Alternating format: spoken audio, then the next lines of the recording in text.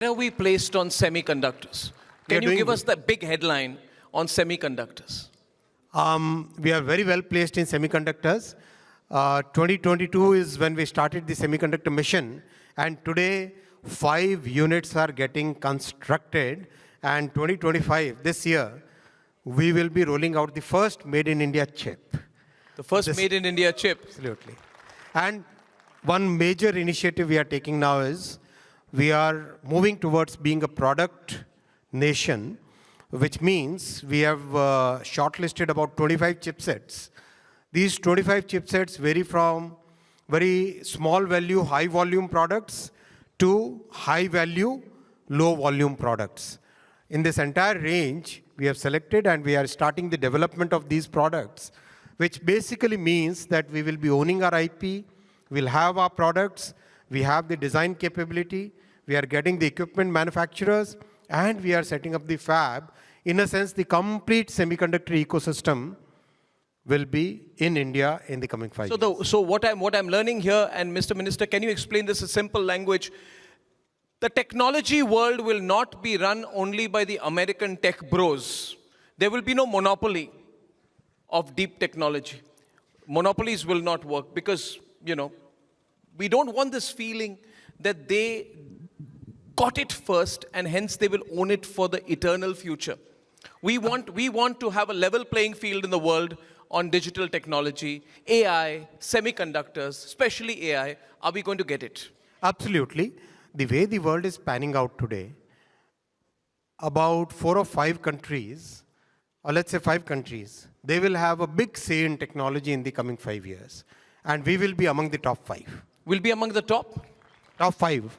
We will be among that's a big headline, we will be among the top 5 in the world in artificial intelligence, deep tech, and that is very reassuring. Now, for all the young people watching this today, how will this impact their lives, Mr. Vaishnaw? Whenever we've spoken, you've spoken about what drives you. You're a very busy man, you handle 3 ministries. There's something which drives you today. What do you see into the future for someone who's 20-year-old today? Someone who is 20-year-old should feel very happy that you are in the right time when you are growing up, when you are contributing to the economy. Because when you grow up, when you are in decision-making positions, you will see a country which is Viksit Bharat, which is a developed country, which is standing on its own feet for all the major technologies. I traveled to Gujarat recently, and there was I had to get to one meeting from Ahmedabad to Baroda very quickly. So I had booked a car and a cab, a whole business team, and then it was getting very late. So someone says, what's the time? I said, in 10 minutes, we can get the Vande Bharat to Baroda. I reached in 43 minutes Ahmedabad to Baroda. It's brilliant. So I feel so proud, so proud. Tell me, what is the big headline on railways? I feel, can I say something to you personally? I feel, and I'll go a little personal and direct with you, don't mind, Mr. Min. Don't be so cautious, I'm okay. I won't bite. What I just want to say to you is that I feel for this man whenever there is a moment which challenges him. I don't praise people well. He's worked so hard on railways. And yet, there are events which happen which are beyond our control, conceivable control. And sometimes the media plays only the negative and criticizes, and we're cynics, and then we blame. One day I saw a picture of him sitting on the tracks after the accident in Orissa. His head was down, but the man did not move for 12 hours. He sat there, he walked down the tracks, he did not leave till all the repair work had been done. And I think that day, many people saw that picture and he said, we see good intent in this man. He's trying to do a good job. And I know that you will succeed. Thank you. I know you will succeed. Thank you. Now, what is the headline in railways? What should we look forward to? Give me a futuristic idea. When is the future of railways coming completely? Thank you, Arnab. In next 5 years, how we are going to see a totally new, transformed railways. 5 major things. First, safety has really been the focus in the last 10 years, and the results are visible today. What used to be more than 170 accidents in a year is now less than 40 accidents in a year. That is the change which has happened. And it is going to get even better in the coming years. So safety is going to be a paramount thing. Second, totally new generation of new railway technologies we'll see. We'll see large-scale movement of Vande Bharat trains, Vande sleeper trains, Amrit Bharat trains, Namo Bharat trains. These trains you'll see in large numbers in the coming years. Manufacturing has picked up very well, and every version we are improving. Third, on green, you'll find that railways, our railways, Indian railways, probably will become the first railway in the entire, among the larger railways, I don't talk about 3,000, 5,000 kilometer railways, but among the larger railways which are more than 50,000 kilometers, will become the greenest railway. And just incidentally, our hydrogen train should be launched in May this year. Wow. Our first hydrogen train. And hydrogen train, wow. And this is the most powerful hydrogen train in the entire world, 1,200 horsepowers, whereas most of the other trains being developed in the world are like 600 horsepowers or 800 horsepowers. So this is going to be really, really a big thing. And that demonstrates how deeply we care about technology and how much talent we have that we can develop such complex technologies in our country. We'll also see bullet train corridors coming up in many parts of the country.